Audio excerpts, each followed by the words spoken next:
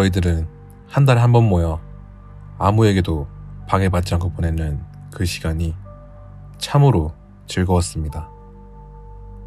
모든 걸 잠시 잊고 쉴 수 있는 그 시간이 참으로 즐겁기만 했습니다.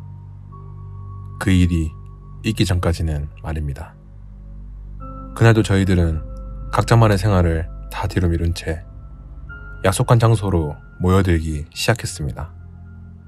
한 달에 한 번 1박 2일의 휴가는 정말 귀한 시간이었습니다. 아무리 급한 일이 있어도 모두들 그 시간만은 무조건 지키는 것이 저희들의 원칙이었습니다. 아이들과 안으로부터 벗어나 자유로울 수 있는 1박 2일의 시간은 남편과 아빠 이름으로 살아가는 저희들에겐 말로 표현하기 힘들 만큼 신나는 휴가이기 때문입니다. 저희들은 카드게임으로 치킨, 족발 내기를 하고 아이들처럼 닌텐도 게임을 하면서 맥주 내기도 하는 등 그날 하루만큼은 집으로부터 벗어나 마음껏 떠들고 즐길 수 있기에 한 달에 단 하루 그날을 위하여 아내와 아이들의 압박을 견딘다고 해도 틀린 말은 아니었습니다. 다만 가끔씩 아내들이 한밤중에 찾아와서 저희들에게 먹을 것을 준다는 핑계로 합석할 때는 기분이 썩 좋지는 않았습니다. 그래서 이번에는 장소를 가급적 집에서 멀리 떨어진 곳에 위치한 낡고 오래된 모텔로 정하게 되었습니다. 아내들이 절대로 올 수 없는 외진 곳에 있는 그곳은 4층 건물의 허름한 모텔이었습니다. 외관은 많이 낡아 보이고 허름해도 내부 시설만 괜찮으면 상관이 없다고 저희들은 생각했지만 막상 안으로 들어가 보니 내부 시설도 상당히 낡고 오래되어 불편한 점이 있었습니다. 그 중에서도 가장 불편한 점은 방마다 있어야 될 화장실이 한 층에 한 개만 있는 공용 화장실을 이용해야만 한다는 것이었습니다. 화장실을 보고는 누군가 말했습니다. 귀신 나오겠다. 어디서 산대? 두 칸으로 나눠진 화장실 안은 금방이라도 뭔가 튀어나올 것 같이 오싹했습니다. 저희들은 조금 불편한 점은 있어도 하룻밤일 뿐인데 라며 대수롭지 않게 생각하고 가볍게 넘겼습니다. 시간이 흐를수록 한두 명씩 화장실에 가는 친구들이 있었습니다. 그런데 화장실에 갔다 온 친구들은 모두 한마디씩 했습니다. 그 화장실에 저희 일행이 아닌 오싹한 존재가 있는 것 같다는 말이었습니다. 그 섬뜩한 존재는 허리가 꺾인 이상한 모습으로 나타나 불룩 튀어나온 눈동자를 이리저리 굴리며 쳐다본다고 했습니다.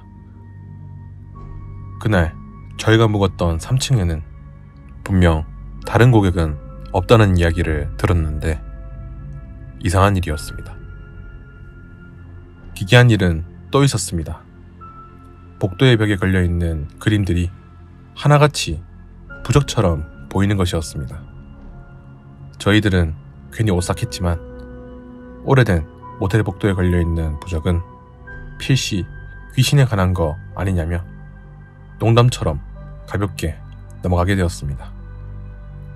밤은 점점 더 깊어져 저희들은 적당히 취하게 되었고 누군가가 말하기를 허름한 이 모텔이 뭔가 사연이 있는 것 같다면서 복도에 부적이 걸려있는 것도 신기하고 화장실에 갈 때마다 누군가 있는 것처럼 느껴지는 오싹함도 소름 끼친다고 했습니다. 저는 하필이면 그때 화장실에 가고 싶어서 어쩔 수 없이 혼자서 화장실에 가게 되었습니다. 부적이 걸려있는 음산한 복도를 지나 화장실 안으로 들어갔을 때는 체면이고 뭐고 혼자 온 게 무척 후회가 되었습니다. 아무도 없는 화장실에서 두려움을 느낀다는 것이 한편으론 우습기도 해서 마음을 비우고 화장실 칸 안에 앉아있을 때 문이 열리는 소리가 들렸습니다. 저는 친구 중 한 명이 온 줄 알고 누구냐고 했지만 대답이 없었습니다. 섬뜩한 기분이 들어 황급히 일어나서 나가려는 순간 문 밑으로 소름 끼친 얼굴이 보였습니다. 그 기괴한 얼굴은 눈동자를 이리저리 굴리다가 저와 눈이 마주쳤습니다. 저는 너무 기가 막혀서 소리를 질렀습니다. 그 소름 끼치는 얼굴은 피하지 않고 저를 한참 노려보다가 사라졌습니다. 엉망으로 헝클어진 머리에 분명하게 잘 보이지 않는 이상한 이목구비, 오로지 이리저리 굴리는 커다란 눈동자만이 선명하게 보이는 도저히 사람이라고는 할 수 없을 섬뜩한 얼굴의 존재였습니다. 허리가 꺾인 기괴한 몸동작으로 화장실 안을 들여다보는 그 존재는 도대체 무엇인지 알 수가 없었습니다. 저희들은 다음날 아침 어젯밤에 나타난 화장실에 그 존재가 뭔지 물어보려고 모텔 주인을 기다렸지만 나타나지 않아 할 수 없이 궁금증을 안고 집으로 돌아가게 되었습니다. 저와 친구 몇 명은 여기저기 수소문을 해보기 시작했습니다. 뭔가 오싹한 사연이 있을 거라는 저희들의 예상처럼 그 허름하고 낡은 모텔은 10여 년 전에 큰 사건이 일어난 곳이었습니다.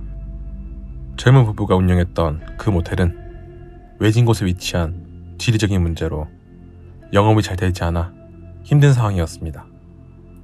그리고 언제부터인가 남편이 시름시름 앓기 시작해서 그 모텔은 급격하게 위기를 겪게 되었습니다. 혼자 모텔을 운영하게 된 여자는 너무 힘들었습니다. 여자는 할 수 없이 일하는 사람을 고용하게 되었는데 나이 든 여자 한 명과 젊은 남자 한 명이었습니다. 나이 든 여자는 일 잘하는 성실한 사람이었지만 젊은 남자는 이상한 점이 있었습니다. 주인 여자가 화장실에 가면 몰래 따라가서 훔쳐보는 기분 나쁜 버릇이 있었습니다.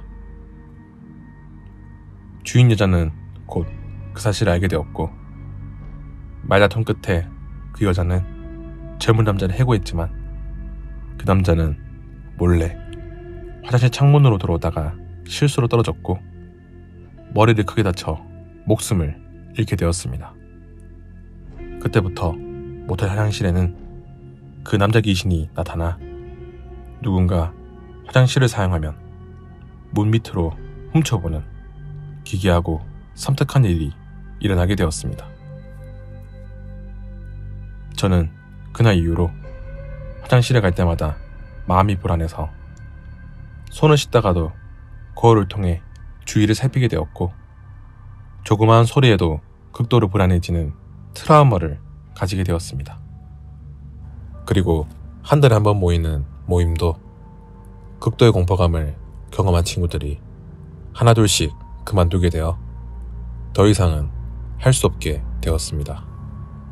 허리가 반으로 꺾인 모습으로 나타나 흐릿한 이목구비에 오로지 눈동자만이 선명하게 보이는 그 젊은 남자 귀신을 또 보게 되는 경험은 생각만 해도 오싹한 일이기 때문입니다. 혹시 오늘도 공용 화장실을 가게 된다면 반드시 친구와 같이 동행해야 할 겁니다. 훔쳐보는 남자 귀신이 나타나지 않기를 바란다면 말입니다.